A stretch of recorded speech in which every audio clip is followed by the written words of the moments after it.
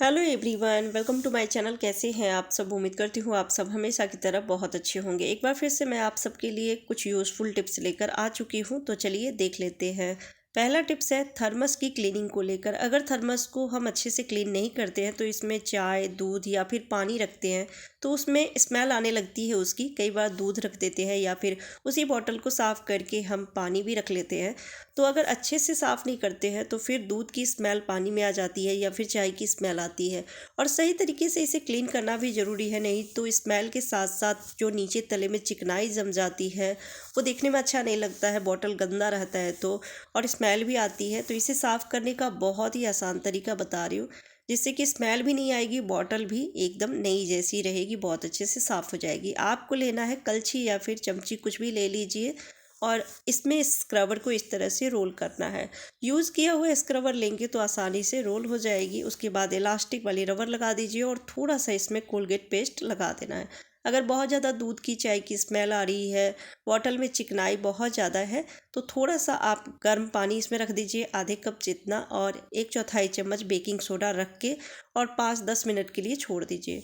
उसके बाद शेक करके उस पानी को निकाल लीजिए। अगर नॉर्मल क्लीनिंग करना है तो इस तरीके से भी आप क्लीन करेंगे तो जो चिकनाई है वो निकल जाती है और स्मेल भी दूर हो जाती है। कोलगेट से स्टील के बर्तन बिल्कुल नए जैसे हो जाते हैं। जब हम सिल्वर की, गोल्ड की ज्वेलरी को साफ़ करते हैं, वो जब अच्छे से साफ़ हो जाती है, तो कोलगेट से अगर आप स्टील की कोई भी बर्तन को साफ़ करते हैं तो स्मेल तो दूर होती ही है, बहुत अच्छे से साफ़ भी हो जाती है, बिल्कुल नए जैसी हो जाती है। अब बॉटल को पानी से हमें धो लेना है, कई पानी से आप धो लीजिए। उसके बाद आप इसे थोड़ी देर के लिए धूप में रख दीजिए, जिससे कि ये अच्छे से सूख जाएगी। उसके बाद दोबारा से आप इसे यूज कर सकते हैं। चाय रखना हो या फिर दूध रखना हो गर्म करके तो वो भी रख सकते हैं, या फिर पानी रख सकते हैं।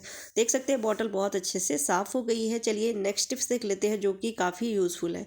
जब हम आटा गूंथते हैं तो अभी सर्दी का मौसम है, स्वेटर पहने हो या फिर फुल स्लीव की कुर्तियाँ पहनते हैं, तो जब आटा गूंथते हैं वो स्लीव्स में आटे लग जाते हैं। और अभी सर्दी का मौसम है, स्वेटर अगर गंदा हो जाता है, बार बार हम इसे साफ़ भी नहीं कर सकते, इस तरह से बाजू में लग जाते हैं आटे तो। और कई का जो स्लीव है वो थोड़े लूज़ होते हैं, बार बार ऊपर करते हैं लेकिन आटा गूंथते समय वो नीचे की तरफ आ जाती है, जिससे कि आटा लग जाता है। तो आपको लेना है इलास्टिक वाली रबड़, या फिर इस तरह की जो रबर बैंड है वो ले लीजिए। साफ़ सुथरी होनी चाहिए, और इस तरह से स्वेटर का जो स्लीव्स है उसको ऊपर करके और इस तरह से रबर को लगा दीजिए, तो ये नीचे की तरफ नहीं आएगी और आप आराम से आटा को लगा सकते हैं। तो इससे स्वेटर का बाजू गंदा भी नहीं होगा, आपको बार बार साफ़ नहीं करना पड़ेगा और आसानी से आटा भी गूंथ सकते हैं। तो देख सकते हैं मैं आटा लगा ली हूँ और स्वेटर नीचे नहीं आई है। तो ये छोटा सा टिप्स है लेकिन बहुत ही काम की है, क्योंकि सर्दी के मौसम में कपड़े जल्दी जल्दी वॉश करने का मन भी नहीं होता है और धूप नहीं होती है तो ये सूखते भी नहीं है। तो आई होप आपको ये छोटा सा टिप्स पसंद आए। चलिए नेक्स्ट टिप्स देख लेते हैं। ट्रैवल करके जब कहीं से भी आते हैं तो सबसे ज़्यादा बैग को साफ़ करने की टेंशन होती है, क्योंकि बैग बहुत ज़्यादा गंदे हो जाते हैं और इसमें जो व्हील लगी रहती है, जो पहिया लगे रहते हैं ना, वो सबसे ज़्यादा गंदा होता है। बारिश के दिनों में अगर ट्रैवल किए हैं तो इस पे कीचड़ भी लग जाते हैं और जिसे हमें पानी से साफ़ करना होता है। धूप नहीं है, सुखा भी नहीं सकते हैं, तो इसे गंदगी से बचाने के लिए छोटा सा काम कर सकते हैं। पर्सनली ये टिप्स मुझे बहुत ज़्यादा पसंद है। आपको लेना है सेलो टेप और इस तरह से जितना भी पहिया है, 2 है या फिर 4 है, इस बैग में तो 2 ही है, 4 भी अगर पहिया है तो चारों में, पूरे पहिया में इस तरह से टेप लगा देना है।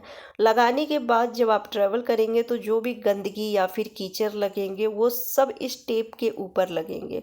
उसके बाद जब आप ट्रैवल करके आते हैं तो इस टेप को निकाल दीजिए। थोड़ी बहुत अगर डस्ट होती है तो आप कपड़े को हल्का सा गीला करके इसे साफ़ कर सकते हैं। ज़्यादा साफ़ नहीं करना पड़ेगा, समय की बचत होगी, परेशानी भी नहीं होगी, क्योंकि इसमें कीचड़ या गंदगी ज़्यादा लग जाती है तो इसे हमें धोना पड़ता है, तभी ये साफ़ होती है अच्छे से, ऐसे कपड़े से साफ़ नहीं होती है। तो ये छोटा सा टिप्स है, आई होप आपको ये टिप्स पसंद आए। दूध हम सभी लेते हैं और इसे पीने से पहले या फिर बच्चों को देते हैं पीने के लिए, तो उससे पहले इसे ज़रूर बॉईल करते हैं। अगर आप लोहे की तवा पे दूध को बॉईल करते हैं या लोहे की कोई भी बर्तन है, कढ़ाई है, उसी में अगर बॉईल करते हैं तो जो फ़ायदा होगा वो देखकर हैरान रह जाएंगे। या फिर अगर लोहे की कोई बर्तन नहीं है तो आप दूध को जिस भी बर्तन में बॉईल करते हैं उसमें बॉईल कर लीजिए और उसके बाद ग्लास में दूध को निकाल लीजिए। बच्चों को देना है पीने के लिए या फिर आप बड़े भी अगर पी रहे हैं तो उसमें लोहे की चाकू है या फिर पिलड़ है, उसे आप साफ़ करके और उस ग्लास में रख दीजिए। 10 से 15 मिनट के लिए छोड़ देना है। उसके बाद जब आप उस दूध को पिएंगे तो कई बार हमारी बॉडी में आयरन की कमी होती है, वो कमी दूर होती है।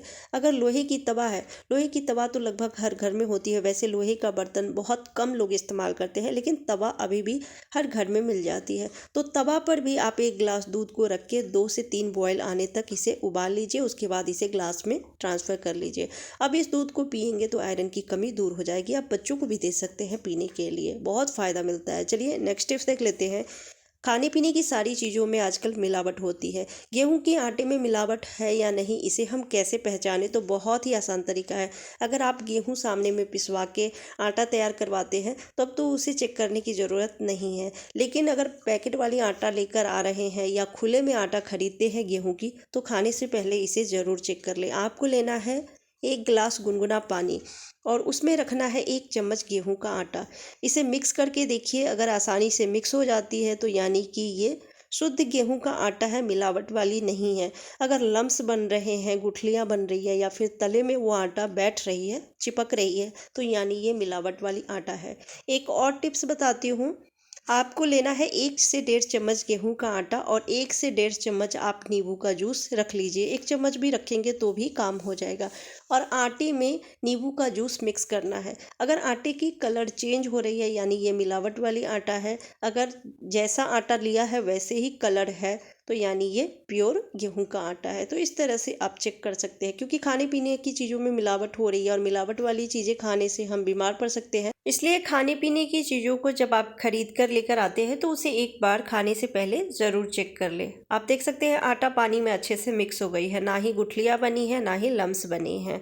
चलिए नेक्स्ट टिप्स देख लेते हैं जो कि बहुत काम का है। शर्ट का कॉलर बहुत ज़्यादा गंदा होता है। शर्ट की सफाई हम हाथ से कपड़े वॉश करते हैं या फिर वॉशिंग मशीन में, वो तो अच्छे से धुल जाती है, लेकिन कॉलर पे जो गंदगी रहती है, जो पसीने का दाग रहता है, पीलापन रहती है, वो आसानी से साफ़ नहीं होती है। हमें ब्रश लगा के साफ़ करना होता है और अगर कपड़े वाली ब्रश आप कॉलर पे लगाते हैं तो उससे वहाँ के कपड़े घिस जाते हैं और कॉलर बहुत जल्दी ख़राब हो जाती है, फिर शर्ट हमें फेंकना पड़ता है। तो बहुत ही आसान तरीका बताती हूँ जिससे कि कॉलर पे जो गंदगी होगी, जो पसीने की दाग होगी, पीलापन होगा, वो निकल भी जाएगी, ब्रश भी नहीं लगाना पड़ेगा। आपको लेना है गुनगुना पानी, 1 से 2 गिलास जितना गर्म पानी कर लीजिए। उसके बाद पानी आपको रखना है कॉलर के ऊपर और किसी बर्तन में आप रख लीजिएगा जिससे कि अलग से आप इसे वॉश कर सकें।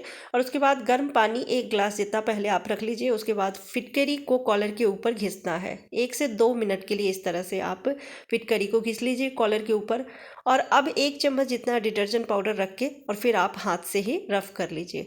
फिर 5 से 7 मिनट के लिए ऐसे ही छोड़ देना है। बाकी का जो गर्म पानी है वो मैं इसमें रख दी हूँ जिससे कि जो गंदगी है वो फूल जाए। फिर थोड़ा सा डिटर्जेंट पाउडर रख के और इसे हाथ से ही रफ़ कर देंगे। ब्रश लगाने की ज़रूरत नहीं है क्योंकि ब्रश से कॉलर ख़राब हो जाते हैं, वहाँ के जो कपड़े हैं वो घिस जाते हैं, फिर शर्ट बेकार हो जाती है। तो हथेली पर रख के इस तरह से रफ़ कर लीजिए। उसके बाद आप इस कपड़े को वॉशिंग मशीन में अगर कपड़े धोते हैं तो रख दीजिए, नहीं तो हाथ से कपड़े अगर धोते हैं तो हाथ से धो लीजिए। जितनी भी गंदगी होती है कॉलर पर की वो सब निकल जाती है।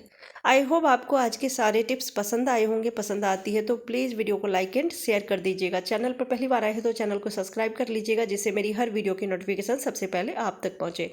Bye bye, take care.